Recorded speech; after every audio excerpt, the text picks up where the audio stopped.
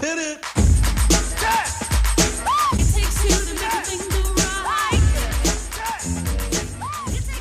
Hi, I'm Mark Torres here at Take Two.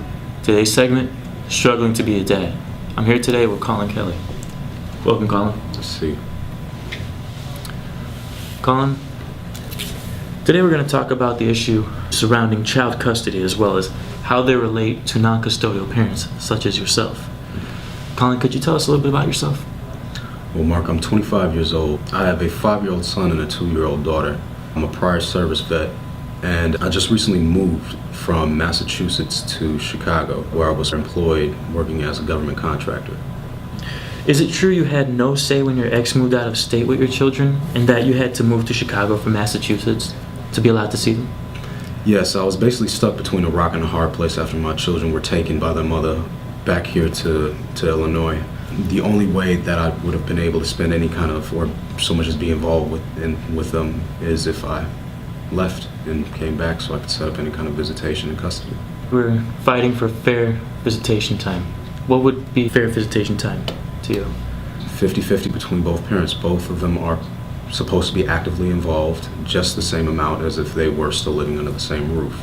Dealing with how the system is now, the minimal it should ever be for a non-custodial parent should be at 35%. There are actually no laws that outline a fair distribution of time for non-custodial parents. In Illinois, law basically says whatever's in the best interest of the child. Isn't that kind of a gray area? That's right. As the laws stand now, the system can be manipulated to suit the whims of the custodial parent with a little or no oversight to maintain fairness to the non-custodial parent or even the children. Defining what's in the best interest of the children is typically done by the bitter and still angry ex, instead of having mandated guidelines. What kind of visitation has been set up between you and your children? Coordinated through mediation February 7th of this year. I was supposed to receive my children for 3 hours from 4 to 7 every Wednesday, which ended up a couple of weeks ago being changed from 4 to 7 on Sundays by the mother. That has not worked pretty much most of this time through all the weeks that have passed. It's been manipulated and I've lost time. Either my kids have been kept from me or she dictated times, places where to be at minutes before I'm supposed to be there, and I live too far of a distance currently to spend time with my children. We did a little bit of math here at Take Two, and we have calculated that your 3 hours a week of visitation amount to 156 hours a year. That equates to 6.5 days a year, not even a full week, in proportion to the 8,736 hours in a year. Colin, that's approximately 1% of your children's time in a year. We actually have a clip of your first time visiting your son here in Chicago. Let's take a look.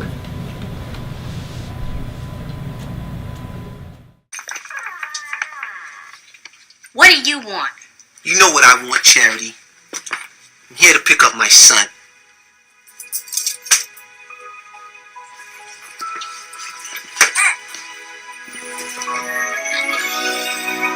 Hey, son.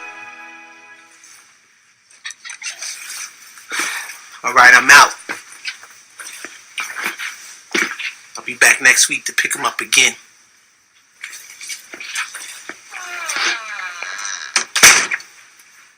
He's such a good father. Yes, that's right, Mark. That's pretty much what happened. Do you think that's fair?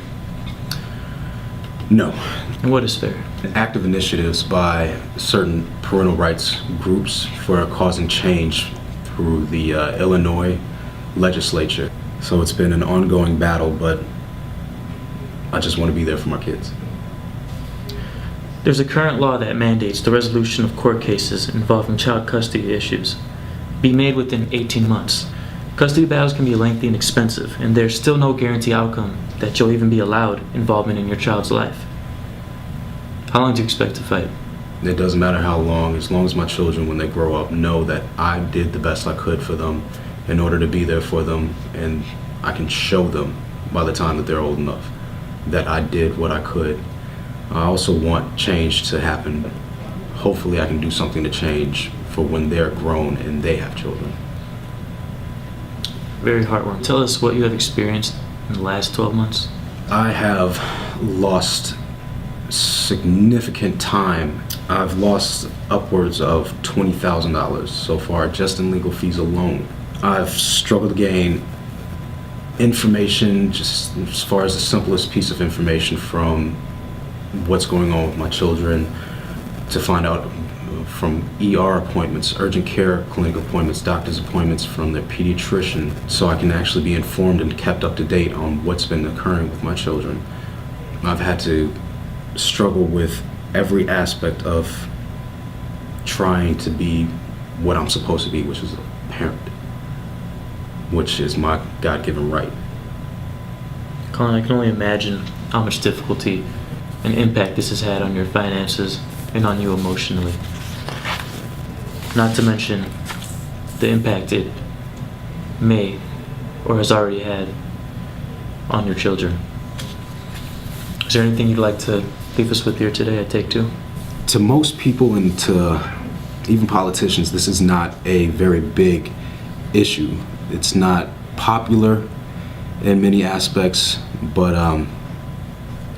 the effects that this does to children as they get older statistically shows that they struggle with school.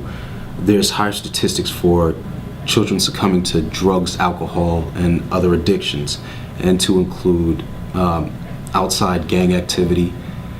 They're essentially looking for more attention than what was supposed to be given to them by their parents. There has to be some kind of reasonable and comprehensive change that needs to occur. Thank you, Colin, and best of luck to you. This has been Struggling to Be a Dad on Take Two. I'm Mark Torres. Thank you for tuning in, and remember, it takes two. Join us next week when we address the controversial issue of baby mama drama. It's my baby mama, I'm on child support. She get welfare checks, but I stay in court. It's my baby mama, she be riding caddy, and she always looking